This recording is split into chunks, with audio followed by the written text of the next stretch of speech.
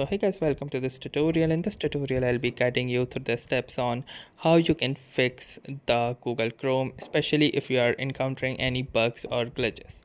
So let me show you how you can do the same in an Android device.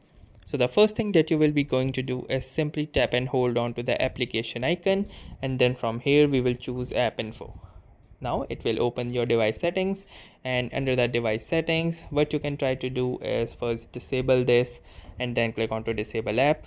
You might also need to type in your password or your fingerprint, and then once you can see that the application has been disabled, you can enable it again and see if the app works perfectly fine or not.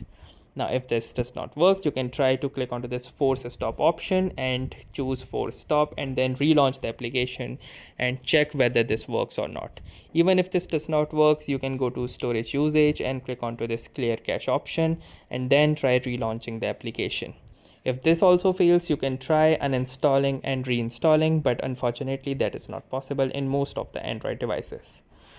Now you may also try to reboot your device or check for any system upgrades that are pending. If there are, do make sure to update your system to the latest version and hopefully it will work.